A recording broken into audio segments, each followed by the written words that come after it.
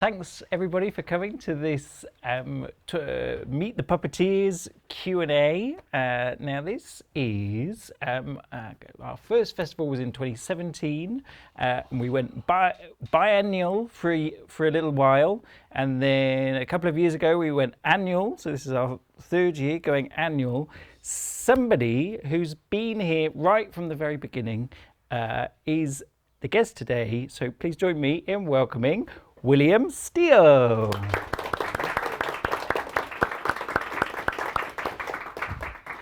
So, Will. Yes. Why don't we start with the very first moving parts?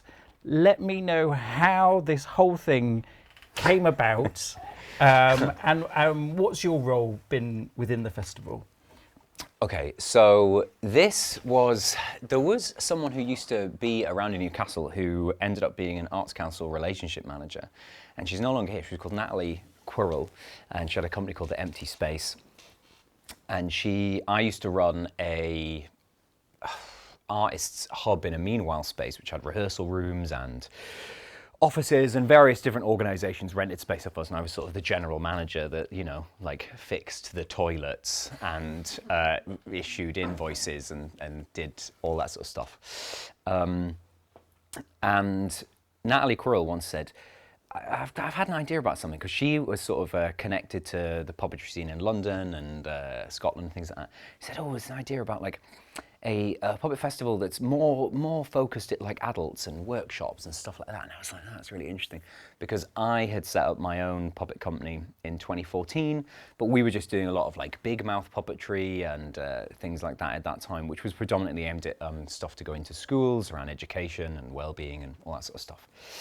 And I'd been on a couple of other puppeteering workshops with other people like Renee Baker, and like, okay, so this is a whole separate discipline and there's elements to it. And, and Natalie was saying, I had this idea about that.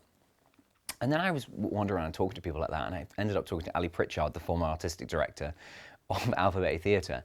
And Ali said, there's someone you need to meet who's just moved up to here, is working at the circus. It's called Karen Tapman. And I was like, all right.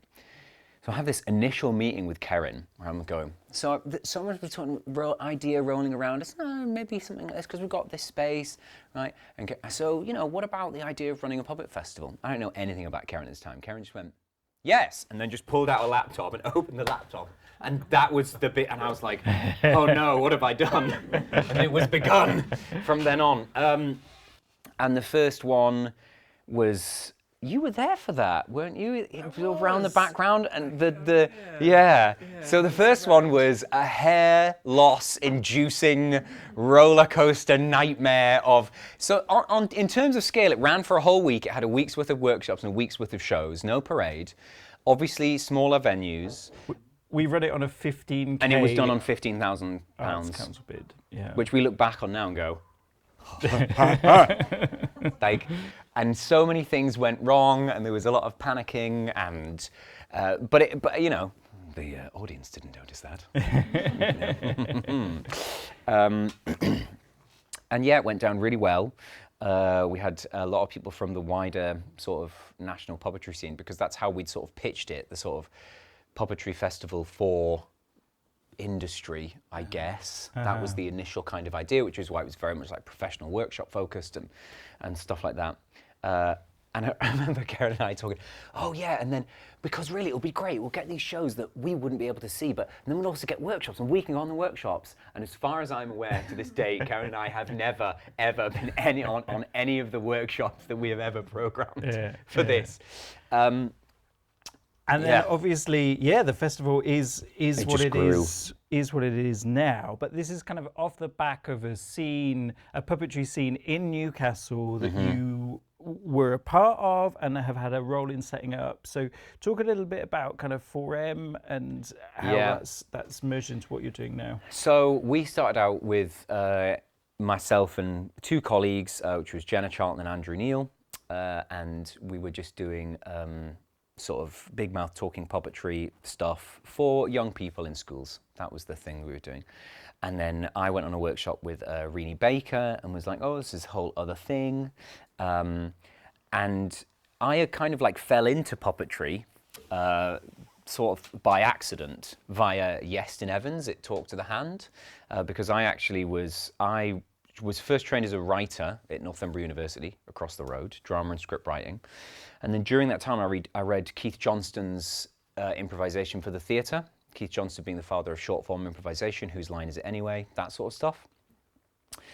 And then I went over to Europe to train at the Danish School of Improvisation with Steve Durand, who was the transmask specialist. If anyone's read that book, like the last quarter of it is about transmask improvisation, which is a bizarre, weird, almost unusable discipline of improvisation, which I read at university and was like, I'm going to do that. That sounds crazy. So went and did that, became a very, very advanced transmask teacher and performer, did a lot of bizarre things in Europe. And we would go out there every year and train for 12-hour days being lunatics in a former mental asylum in Denmark. Appropriately housed, big heavy locking doors. And one day I was there and we're talking and I was talking about how I was getting interested in puppetry and then someone mentioned, a friend I'm still friends with, a colleague, Alex Fredera, who I set up another company with. He went, oh, what, wasn't this other guy who's a puppeteer and something, we did something in London? And I was like, my ears.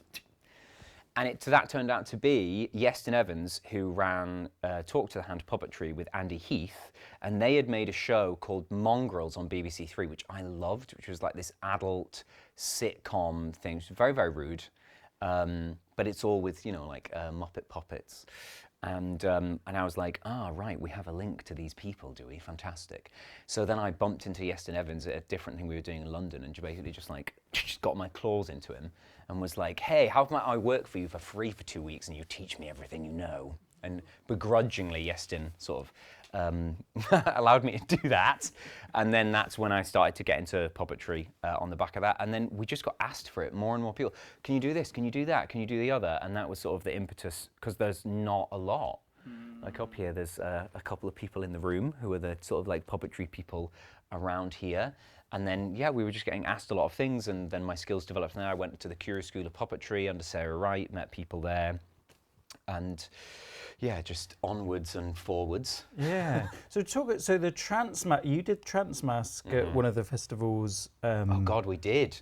A little while back. I think it was maybe the second festival. Yeah. Yeah, so tell me about that, because that is an amazing discipline. And you really turn into another creature almost, but then that also relates to kind of improvisation and how you bring that into your practice as well. So yeah, improvisation theory and attitude is very important to me. It's like it's a big, no, it's not really a big part, but how you approach that. So there's a Keith Johnston quote, which is, improvisation is in its essence an expression of good nature. And that's something that I keep through in all of the stuff that we do. And then the people that I end up working well with the most are people who have done a bit of improvisation training. Like Callum Bruce, who we know very well, who started out as sort of my apprentice that I stole from Newcastle College. I originally trained him in improvisation, and it's the good thing about improvisation is there's a huge sort of common language that you can then establish. And so when you're collaborating with people, you've already done a bunch of sort of training around that. And yeah, I'd always loved that, but Transmask is this other mental sort of thing which features, so you've got full mask improvisation, which is a lot more sort of measured, and your vision is very much restricted. So it's more about sensing what's happening and trying to build non-verbal narrative with your other players. So you have to be very, very sensitive about what's happening and prepared to go and give way and make an offer, but that might not be the thing. I pick up the suitcase, am I giving it to you or am I leaving? It can change a lot. So that's full mask improvisation.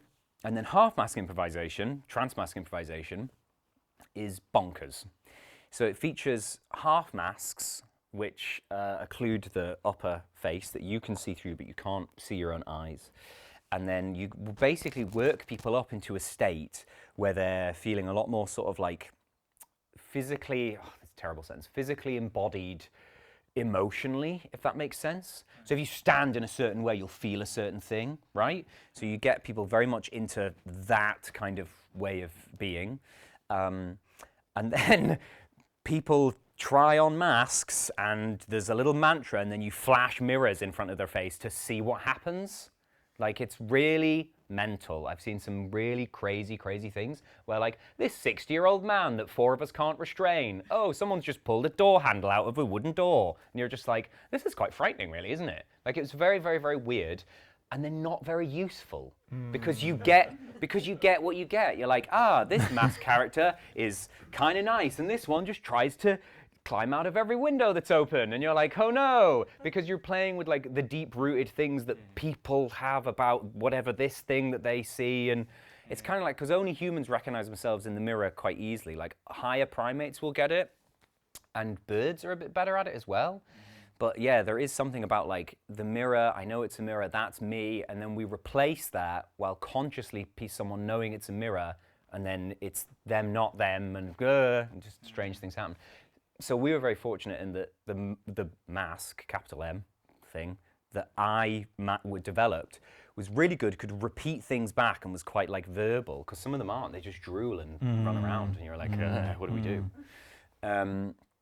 And so we then used that to develop a show called Ugly Uncle, which is basically where we get this masked character, which has the intelligence level of a 7-year-old or so, to give advice to people in the audience. That's what literal people from the audience come up and give it advice, and then like it's sat there with the other facilitator to like make sure nothing goes really weird, and gives people like life advice. And we did that I think the first time we tested it, we did it in Austin, Texas at the Hideout Theatre, which was a big improvisation theatre there. And for give you an example of like how mask thinking kind of works, I suppose, is that it's sort of, you know, like the way if you ask like a 5-year-old, what does mummy do? And they go to work and they'll have a stab at it. But then they'll just like chat nonsense, but like with confidence. They're like, and then you get in the car, and then the car like takes off over the hill, and you're like, sort of, maybe.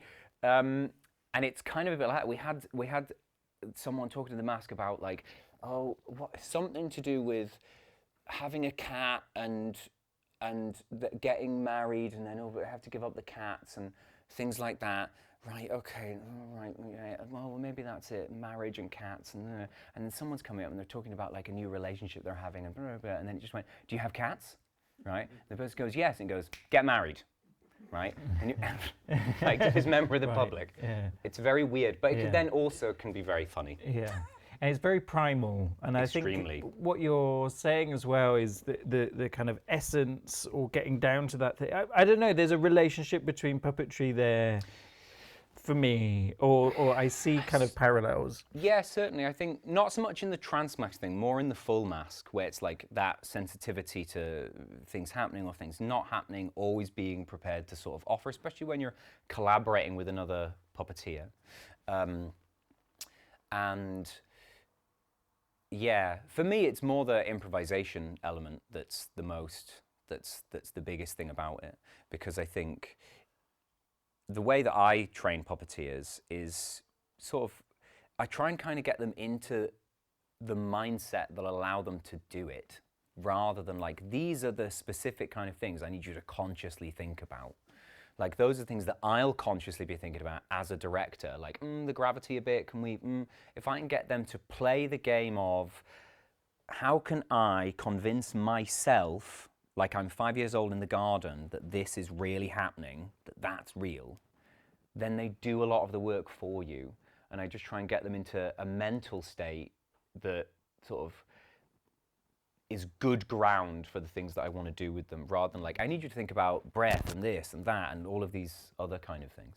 And that very much comes from the improvisation thing. It's more, I think about it more as, how do I get these guys to be together on this, whatever we're doing, and playing with it to the height of their game. Be great to talk to you about teaching and training in a minute. I'm also going to open it up for questions, so please be thinking of questions, and I'll come to the audience in a minute. But then what I was interested in is what then is the role of narrative, because you were saying sort of that's where your training is in kind of scripts, and then in your own work you're very much, you've got a story that you're trying to convey, rather than finding something within an object or an emerging narrative which is more improvisational. So where's that connect? Sure. So I suppose the reason I like puppet theatre is that I originally trained as it was like broadcast and film. Like I used to write, I've got science fiction scripts that are like this thick and have lines in like the giant robot suit falls backwards through the wall, you know, and you're like, oh, that's £3 million, that shot.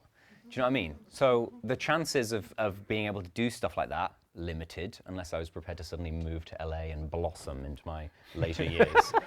Late bloomer. It's possible. It's possible. It's possible. Unlikely though.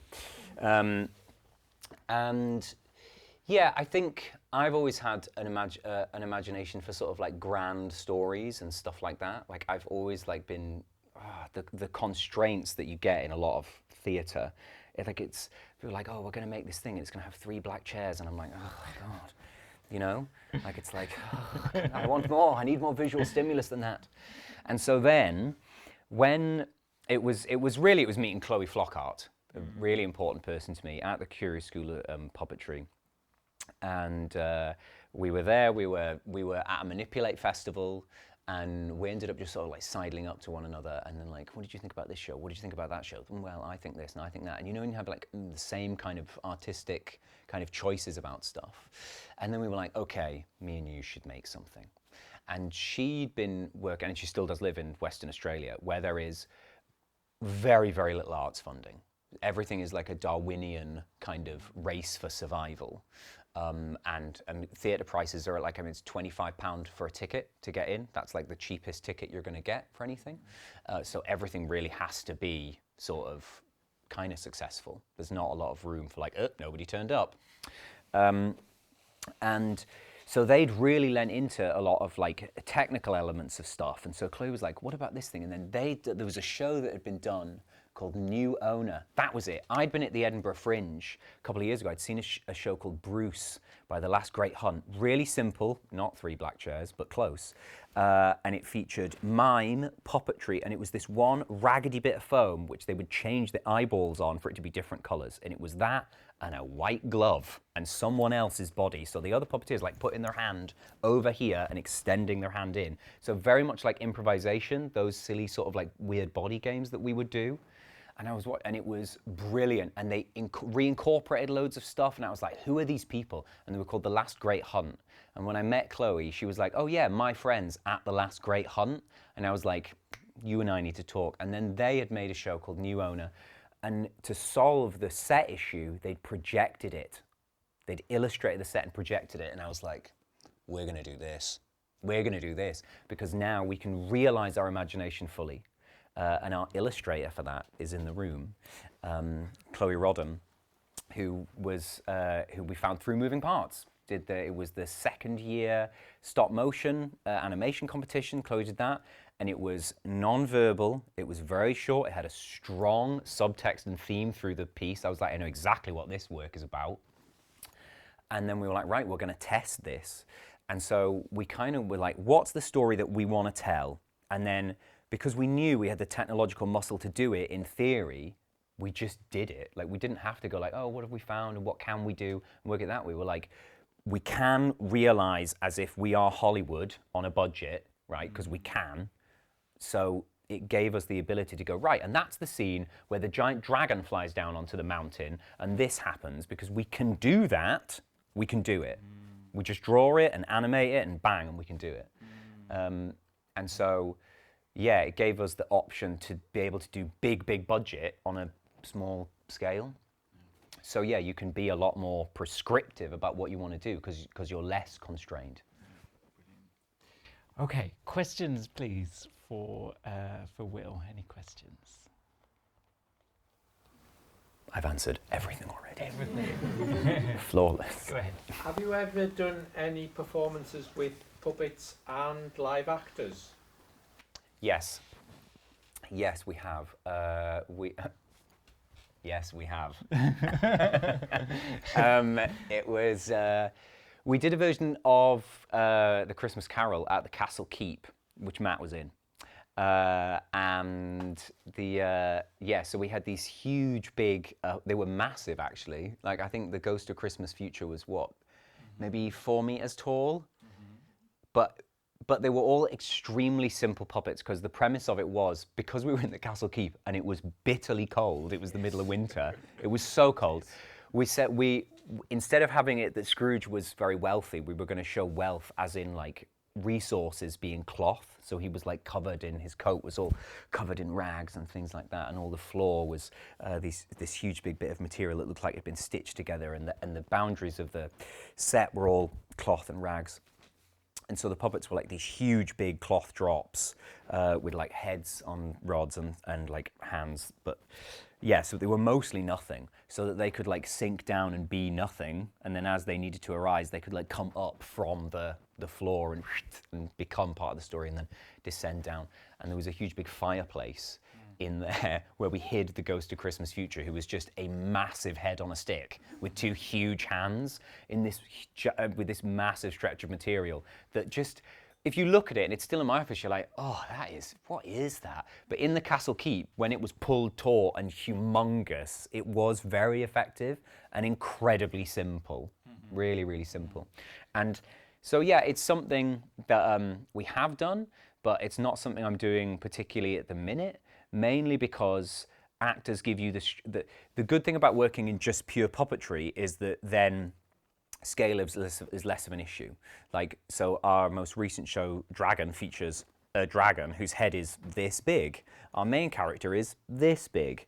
So if we were going to do that with Matt, like this then becomes very, very difficult to do. And we're back to the robot machine falls backwards through the wall, £3 million shot.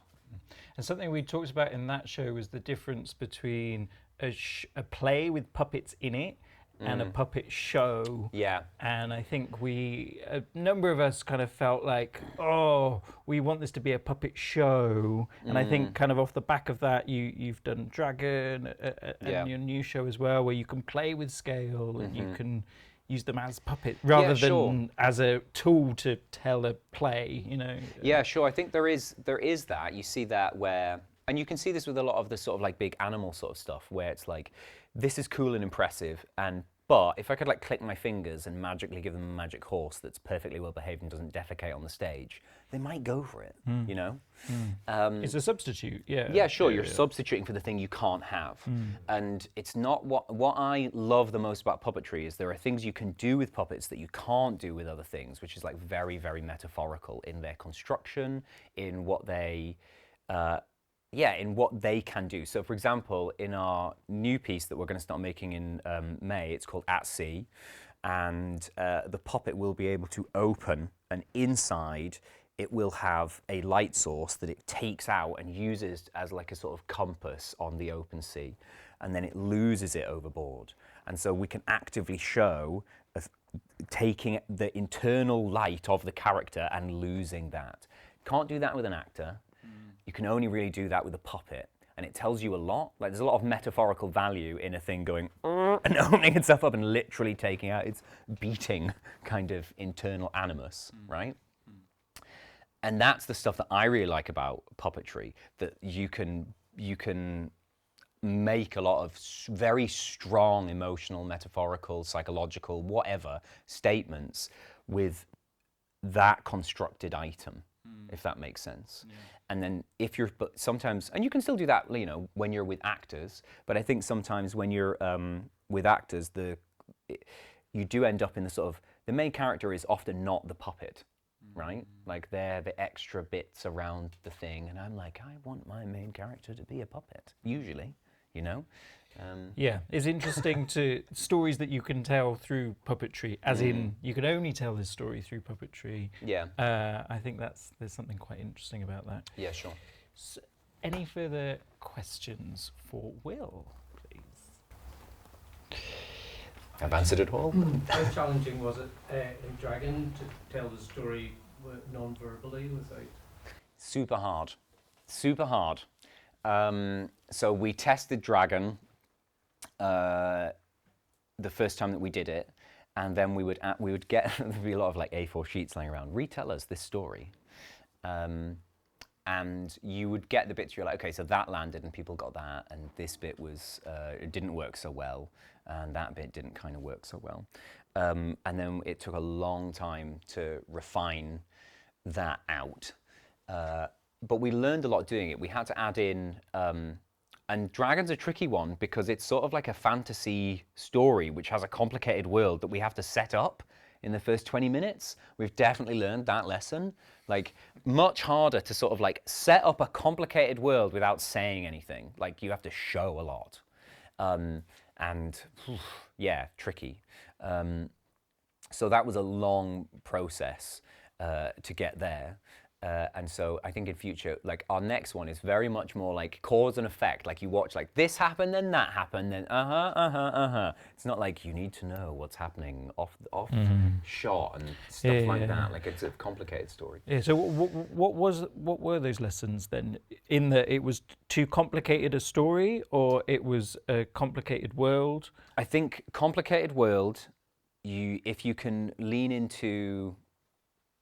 There was also a kind of tricky bait and switch that was part of the story where we have to think something that isn't what's happened, and then we learn later, oh, I thought it was this, but actually it's that. And we had to change a lot to even get close, and even sometimes people are still like, oh, I don't quite, but I'm like, we're as close as we can get, where it's the elder sibling is like, oh, I'll go and, defeat the dragon, and actually goes up. And then you hear lots of strange noises that are different to that we hear normally when you get it set up the first time round. And then we hear a big roar of a dragon, and we're like, oh, well, mustn't have gone well. But it turns out later, spoilers, that actually the older sibling did manage to defeat the dragon, but then you learn something about what the dragon is, it being a position that someone has to become. The metaphor for authority and power and all that sort of stuff. And so, yeah, that was always the hitch, because it has to kind of happen off, and the main character has to like, oh no, my sibling is dead. But we're like, we kind of, because there was elements we had to change a lot. Like we wanted to show like the dragon like die with things, but we were like, no, we have to have it turn back into the older brother. So we're like, audience, it's the older brother. Ha. Like we were like, and very much lean into the show, don't tell. Like, well, you can't tell. Show or silence. Like, so, yeah, very much keep it as visual as you can, especially if you're trying to do a complex fantasy story. Yeah. We are about out of time, but quickly say about At Sea. You've mentioned it already, but this is your new project, right? Yeah, so we are, bless the gods of luck, we have been very successful to get Arts Council funding to make a new piece. It's called At Sea, and it's going to be, we're going to use all the same lessons that we learned from Dragon, similar sort of like framing and staging and stuff like that, to tell another story, which will be very metaphorically heavy, as mine often want to be, and it is a adventure story of a character who loses their sense of direction on a grand ocean voyage, and then has to travel down into the deep, dark depths of the wild ocean and overcome various things to find that internal sense of whatever, to then ascend back to the surface and carry on with their journey. And yeah, so we've got the poster image together, and I've got the first production meeting on Monday coming, and then we're gonna be developing it at Horse and Bamboo and with some other people, and then it'll be at Alphabet Theatre for a bit. We're gonna be testing it with some public audiences, and then after that, we're going down to the National Theatre because it's part of their Generate program, and that's where we're gonna like, right, what did we just learn? So if you wanna help us be like, this is terrible and we don't understand what's happening, see it at Alphabet Theatre and give us exorbitant feedback, which we can then action at the National Theatre Studios. Change everything, God. Yeah. Can't wait to see it. Will is around. He's a big part of the festival and is always happy to chat. So come and say hi to Will. And all that's left to do is to thank Will. Thank you. Thank you very much. Thank you, my wonderful interviewer and host. Thank you. Very good. Okay.